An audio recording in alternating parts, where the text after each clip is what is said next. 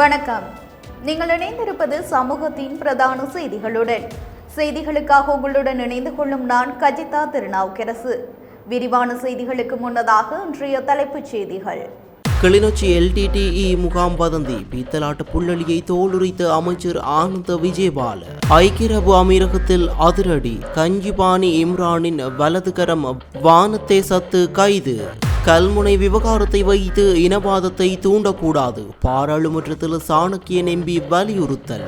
இந்த தமிழ் பேசும் 6 தமிழ் பேசும் கட்சிகள் ஒன்றாக சேர்ந்து வேலை செய்கிற விடயத்தை விரும்பாத 2 வகையான தரப்பினர் இருக்கிறார்கள். ஒன்று அரசு தரப்பினர். என்னென்னு சொன்னால் 6 தமிழ் பேசும் கட்சியில் ஒரு அணியாக நின்று ஒன்றாக வேலை செய்தால் அது எதிர்காலத்தில் அரசாங்கத்துக்கு நிச்சயமாக சவாலாக மாறும் என்று அவர்களுக்கு தெரியும். இஸ்ரேலில் 7000 இலங்கை தொழிலாளர்கள் நாடு கடத்தப்படும் அபாயம், எதிர்க்கட்சிகள் சாடல், பாராளுமன்றத்தில் அரசு தந்த அதிரடி விளக்கம். எங்கள் கிராமத்தை காப்பாற்றுங்கள், யாழ் இனிவில் மதுபான சாலையை முற்றுகையிட்டு மக்கள் வீரியமிக்க போராட்டம்.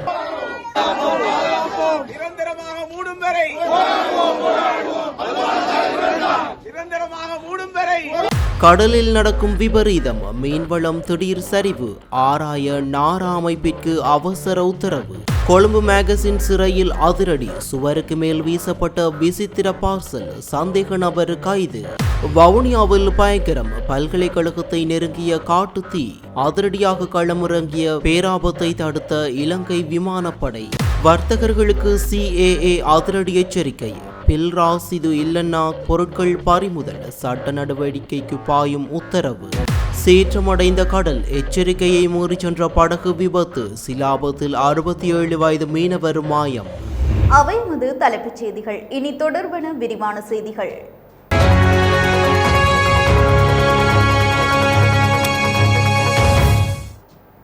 கிளிநொச்சி பளையில் தமிழீழ விடுதலை புலிகளின் பயிற்சி முகாம் ஒன்று செயற்பட்டு வருவதாக அண்மையில் ஊடக சந்திப்பை நடத்தி பரபரப்பை ஏற்படுத்திய நபர் தொடர்பான அதிர்ச்சி தகவல்களை பொது பாதுகாப்பு அமைச்சர் ஆனந்த விஜயபால இன்று பாராளுமன்றத்தில் வெளியிட்டார்.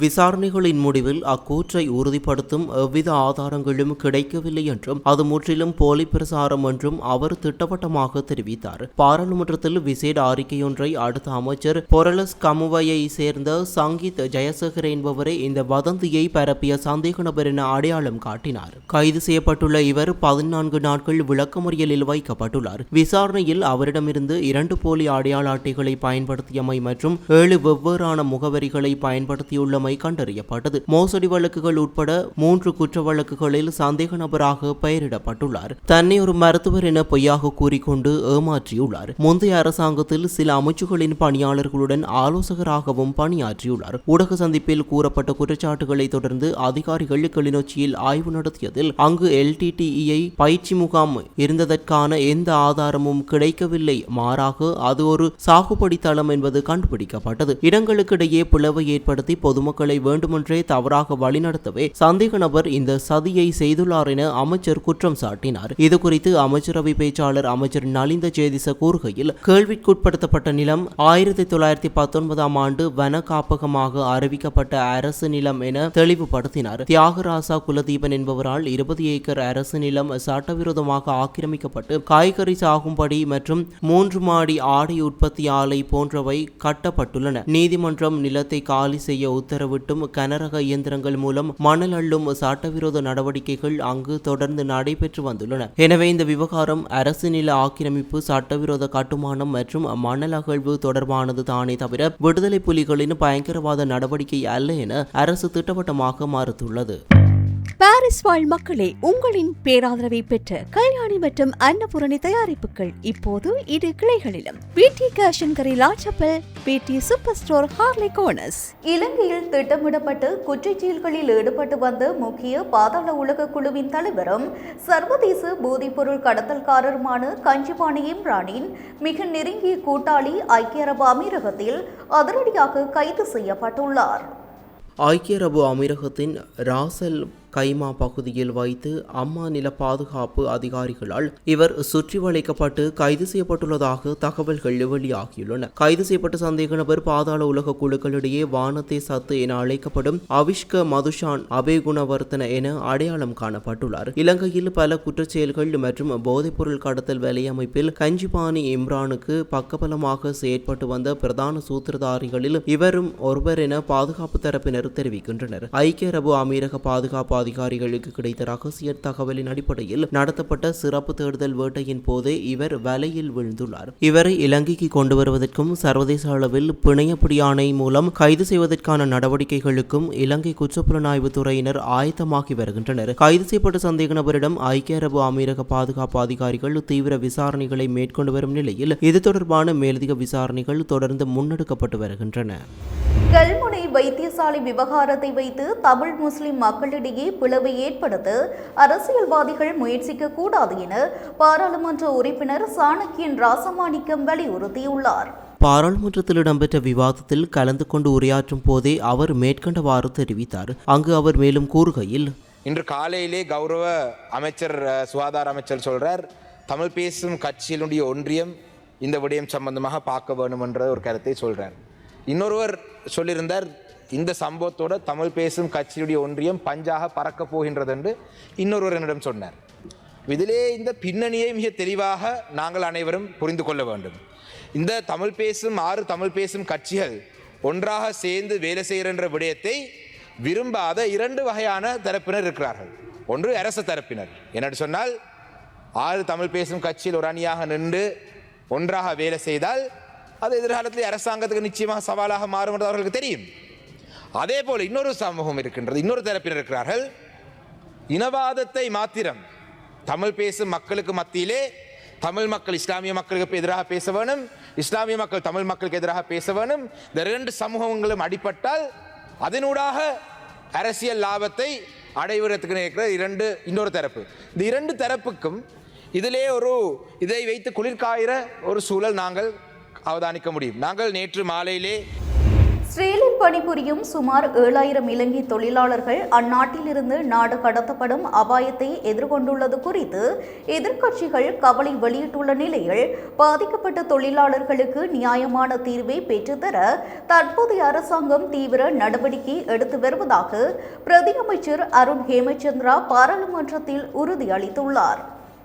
பாராளுமன்ற உறுப்பினர் சாமர சம்பத் தசநாயக்க எழுப்பிய கேள்விக்கு பதிலளிக்கும் போதே பிரதி அமைச்சர் இதனை தெரிவித்தார். சுமார் 30,000 இலங்கையர்கள் தற்போது இஸ்ரேலில் பணிபுரிந்து வரும் நிலையில் குறிப்பிட்ட சில துறைகளுக்காக இஸ்ரேலுக்கு சென்ற சுமார் 7,000 தொழிலாளர்கள் பின்னர் ஒப்பந்த விதியை மீறி வேறு வேலைகளுக்கு மாறியதுடன் அகதி அந்தஸ்தும் கோரியுள்ளனர். இதனால் அவர்கள் தற்போது நாடு கடத்தப்படும் நிலைக்கு தள்ளப்பட்டுள்ளனர். இதே போன்ற சூழலில் இந்தியாவும் பங்களாதேஷும் தலையிட்டு தம் நாட்டு தொழிலாளர்களை காப்பாற்றியது போல் இலங்கை அரசாங்கமும் தலையிட முடியுமா என எம்பி சாமர சம்பத் தசநாயக்க கேள்வி எழுப்பினார். இதற்கு பதிலளித்த பிரதி அமைச்சர் அருண் ஹேமச்சந்திரா, இது புலம்பெயர் தொழிலாளர்களின் தவறு அல்ல. முந்தைய அரசாங்கத்தின் கீழ் தொழிலாளர்கள் ஆட்சேர்ப்பு செய்யப்பட்டு அனுப்பப்பட்ட விதத்திலேயே முறைகேடுகள் நடந்துள்ளன. விவசாயத்துறைக்காக அனுப்பப்பட்ட தொழிலாளர்களுக்கு அவர்கள் செய்ய வேண்டிய பணிகள் குறித்து முறையான விளக்கங்கள் அளிக்கப்படவில்லை என குறிப்பிட்டார். மேலும் தொழிலாளர்களின் நிலையை சீர் செய்ய இஸ்ரேலிய அரசு பொது மன்னிப்பு காலம் வழங்கியிருந்த போதும் முந்தைய அரசாங்கம் உரிய தலையீட்டை செய்ய தவறிவிட்டது என்றும் குற்றம் சாட்டினார். முன்னாள் அமைச்சர் மனிஷா நாணயக்கார மற்றும் அப்போதைய அதிகாரிகள் ஏற்கனவே அங்குள்ள தொழிலாளர்களுக்கு நிவாரணம் தேடாமல் புதிய 6,000 தொழிலாளர்களை இஸ்ரேலுக்கு அனுப்ப திட்டமிட்டிருந்ததாகவும்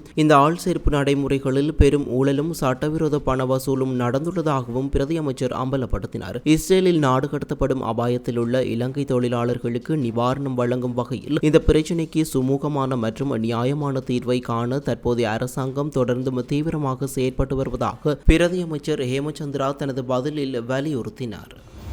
இலங்கை கடற்பரப்பில் மீன்பிடிப்பு மற்றும் மீன் இனங்களின் எண்ணிக்கை குறைந்து வருவதுடன் அவற்றின் வாழ்விடங்களிலும் மாற்றங்கள் ஏற்பட்டுள்ளதாக வெளியாகும் தகவல்கள் குறித்து உடனடியாக விசாரிக்குமாறு தேசிய நீர்வாழ்வள ஆராய்ச்சி மற்றும் மேம்பாட்டு முகமைக்கு அறிவுறுத்தப்பட்டுள்ளதாக மீன்வள பிரதி அமைச்சர் ரத்ன கமகே இன்று பாராளுமன்றத்தில் தெரிவித்தார்.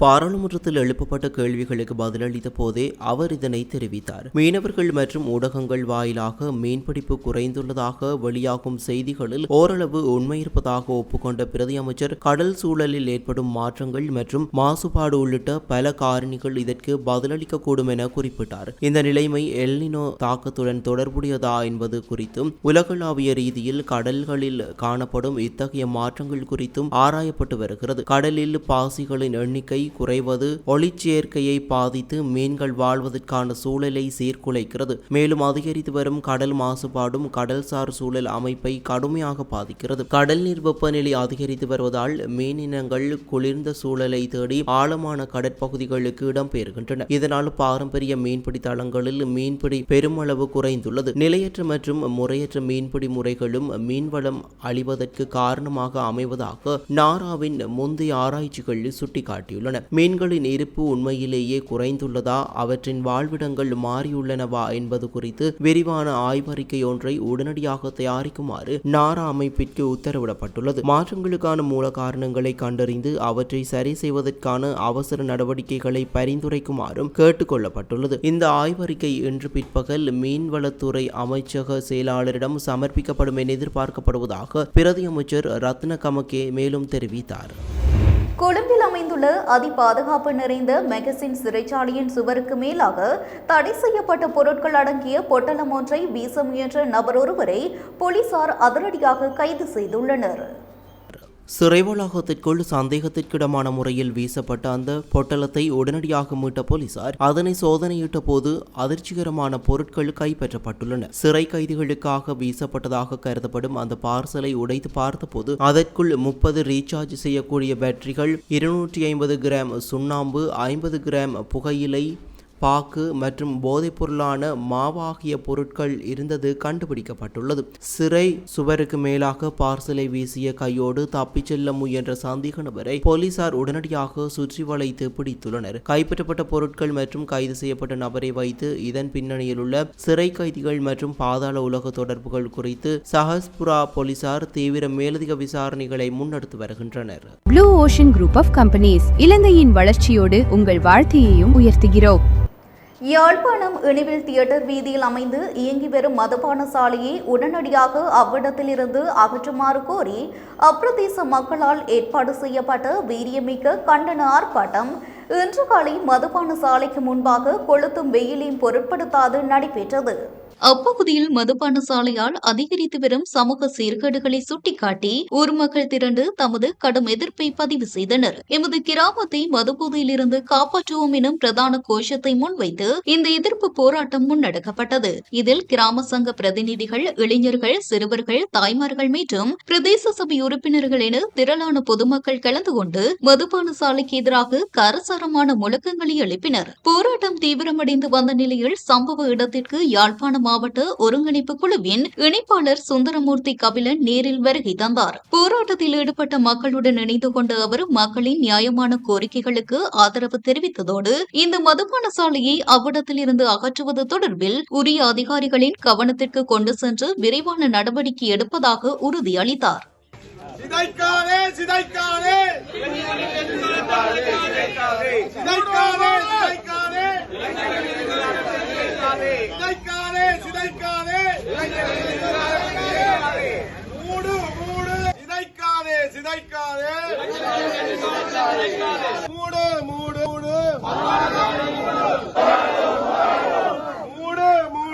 எதிர்காலத்தை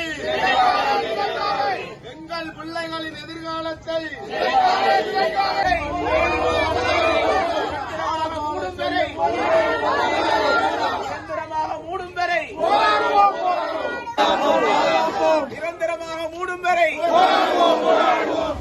வவுனியா புரசம்குளம் பகுதியில் திடீரென பரவிய காட்டுத்தீயை இலங்கை விமானப்படையினர் மிக சாதுரியமாக செயற்பட்டு வெற்றிகரமாக கட்டுக்குள் கொண்டு வந்துள்ளனர்.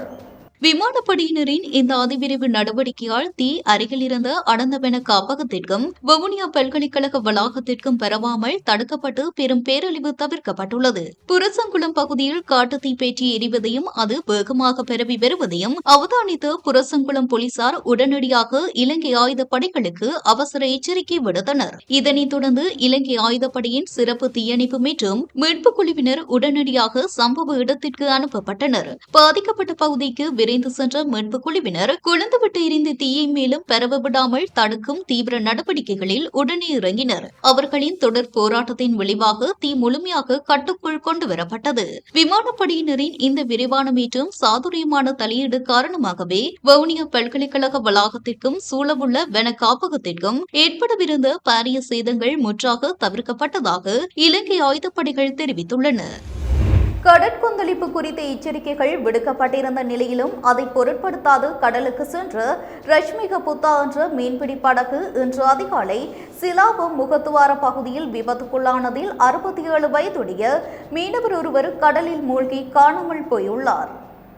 காணாமல் போன மீனவர் சிலாபம் பகுதியைச் சேர்ந்தவர் என அடையாளம் காணப்பட்டுள்ளார். நேற்று பிற்பகல் 1 மணி அளவில் சிலாபம் பகுதியிலிருந்து 2 மீனவர்களுடன் புறப்பட்டு சென்ற ரஷ்மிக புத்தா படகு இன்று அதிகாலை 6 மணி அளவில் சீற்றமடைந்த கடல் அலையில் சிக்கி முகத்துவார பகுதியில் கவிழ்ந்து விபத்துக்குள்ளானது. படகில் இருந்த 2 மீனவர்களில் ஒருவர் நீந்தி கரை சேர்ந்து அதிர்ஷ்டவசமாக மீட்கப்பட்டார். அதனைத் தொடர்ந்து அவர் சம்பவம் குறித்து சிலாபம் போலீஸ் நிலையத்தில் முறைப்பாடு செய்துள்ளார். காணாமல் போன 67 வயதுடைய மூத்த மீனவரை கண்டுபிடிக்கும் நோக்கில் அப்பகுதி சக மீனவர்கள் பல மீன்பிடி படகுகளில் கடலுக்கு சென்று தீவிர தேடுதல் பணியில் ஈடுபட்டு வருகின்றனர். தற்போது கடல் பகுதி மிகவும் கொந்தளிப்பாக காணப்படும் என்பதால் கடற்றொழிலாளர்கள் எச்சரிக்கையுடன் இருக்குமாறும் இக்கால பகுதியில் கடலுக்கு செல்வதை முற்றாக தவிர்த்துக் கொள்ளுமாறும் அதிகாரிகள் மீண்டும் கடலோர மக்களுக்கு தீவிர வலியுறுத்தல் விடுத்துள்ளனர்.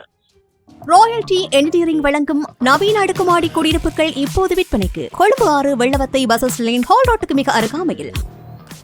பொருட்களை நாட்டிற்குள் இறக்குமதி செய்யாமலேயே சுமார் $1 பில்லியன் தொகையை சட்டவிரோதமாக வெளிநாடுகளுக்கு பரிமாற்றம் செய்த பிரம்மாண்ட அந்நிய செலாவணி மோசடி வழக்கில் கைது செய்யப்பட்ட 4 வங்கி மேலாளர்கள் மற்றும் ஒரு தொழிலதிபரின் விளக்கமறியலை எதிர்வரும் செப்டம்பர் 3ஆம் தேதி வரை நீடித்து கொழும்பு நீதவான் நீதிமன்றம் உத்தரவிட்டுள்ளது.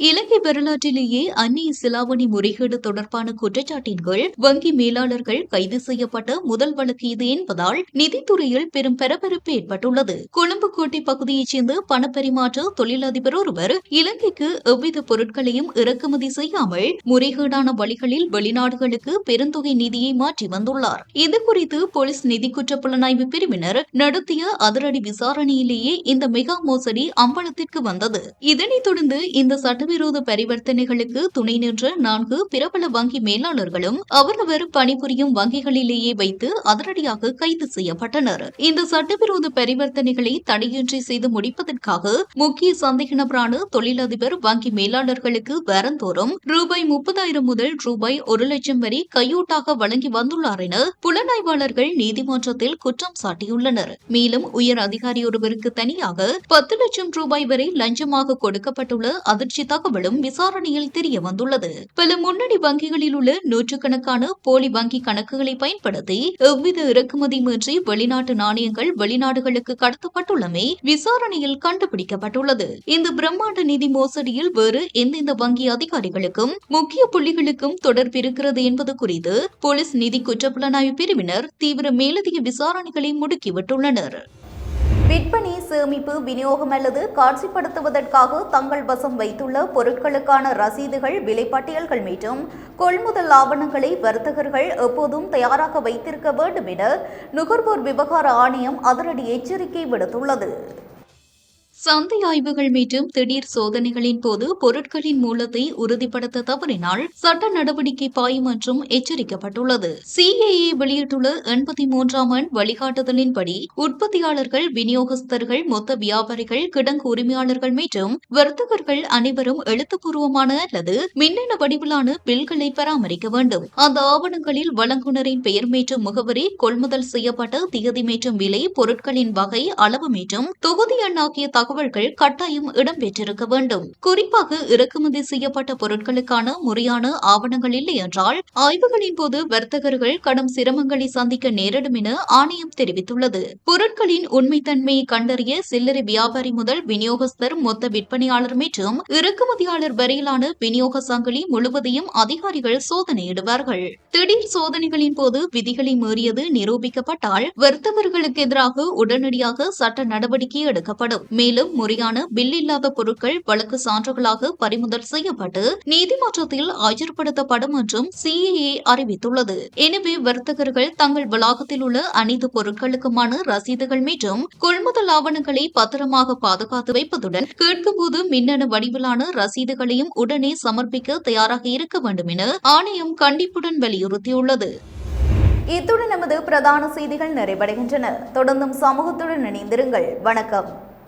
எமது RIP பேச்சுக்கு கிடைத்த மரண அறிவித்தல்கள். ஜாழ் புத்தூர் மேற்கு புத்தூரை பிறப்பிடமாகவும் வதிவிடமாகவும் கொண்டிருந்த திரு பாலசுப்ரமணியம் ரஜீவ் அவர்கள் 19/8/2026 செவ்வாய்க்கிழமை அன்று காலமானார். நாவலப்பிட்டியை பிறப்பிடமாகவும் நீர்கொழும்பு கடோல்கலையை வதிவிடமாகவும் கொண்டிருந்த திருமதி கந்தவேல் அன்னலட்சுமி அவர்கள் 19/8/2026 புதன்கிழமை அன்று காலமானார். ஜாழ் மீசாலையை பிறப்பிடமாகவும் மீசாலை மற்றும் கனடா ஆகிய இடங்களை வாழ்விடங்களாகவும் கொண்டிருந்த திரு கோவிந்தசாமி வேதவனம் அவர்கள் 17/8/2026 திங்கட்கிழமை அன்று கனடாவில் காலமானார். ஜாழ் மானிப்பாயை பிறப்பிடமாகவும் சுண்டுக்குழி கனடா மற்றும் ஐக்கிய அமெரிக்கா ஆகிய இடங்களை வாழ்விடங்களாகவும் கொண்டிருந்த திரு சத்யநாதன் வினோராஜ் அவர்கள் 17/8/2026 திங்கட்கிழமை அன்று காலமானார். மேலே அறிவிக்கப்பட்ட அனைத்து மரண அறிவித்தல் இறுதிக்கிரியை பற்றிய தகவல்களை அறிந்து கொள்ள ரிப் பேஜை பார்வையிடுங்கள். இதற்கான லிங்க் கீழிருக்கும் டிஸ்கிரிப்ஷனில் பார்வையிடலாம். இது போன்ற செய்திகளை தெரிந்து கொள்ள சமூகம் நியூஸ் சேனலை சப்ஸ்கிரைப் செய்து அருகில் உள்ள பெல் பட்டனை கிளிக் செய்யுங்கள். மேலும் இது போன்ற செய்திகளை உடனுக்குடன் தெரிந்து கொள்ள சமூகமீடியா.com என்ற இணையதளத்தின் வாயிலாகவும் எங்களுடன் இணைந்திருங்கள்.